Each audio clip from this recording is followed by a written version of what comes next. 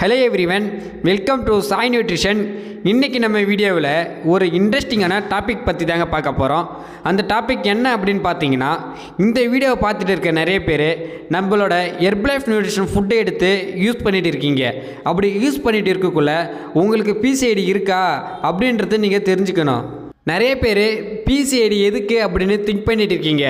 இப்போ நான் ஒரு வீடியோ உங்களுக்கு போடுறேன். அந்த வீடியோவை நீங்கள் ஃபஸ்ட்டு பார்த்தீங்க அப்படின்னா இந்த வீடியோவில் உங்களுக்கு ஆன்சர் கிடைக்கும்.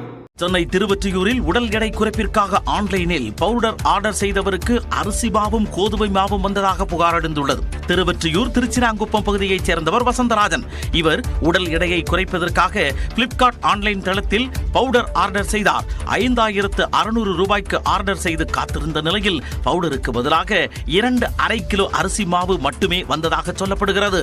அதனால் அதிர்ச்சி அடைந்த வசந்தராஜன் இரண்டாவது முறையாக பவுடர் ஆர்டர் செய்தார். முதல் முறை பணத்தை ஏமாந்தது போல இம்முறை ஏமாந்துவிடக் கூடாது என கேஷ் ஆன் டெலிவரி முறையில் ஆர்டர் செய்தார். ஆனால் இம்முறை பிரித்து பார்த்த பொழுது அவருக்கு கோதுமை பவுடர் வந்ததாக கூறப்படுகிறது. அதனால் ஆத்திரமடைந்த வசந்தராஜன் பணம் தர மறுத்து வாடிக்கையாளர் சேவை மையத்தை தொடர்பு கொண்டார். ஆனால் அவர்கள் முறையாக பதிலளிக்கவில்லை என சொல்லப்படுகிறது.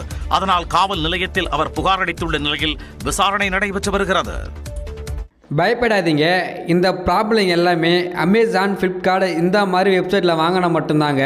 நான் நிறைய டைம் சொல்லியிருக்கேன் இந்த மாதிரி அமேசான், ஃப்ளிப்கார்ட்டில் வாங்கக்கூடாது அப்படின்னு. இப்போனாச்சும் உங்களுக்கு புரிஞ்சிருக்கும். இந்த மாதிரி பிரச்சனை உங்களுக்கு வரக்கூடாது அப்படின்னா தயவுசெய்து பிசிஐடியில் இந்த ப்ராடக்ட் எல்லாத்தையும் நீங்கள் வாங்குங்க.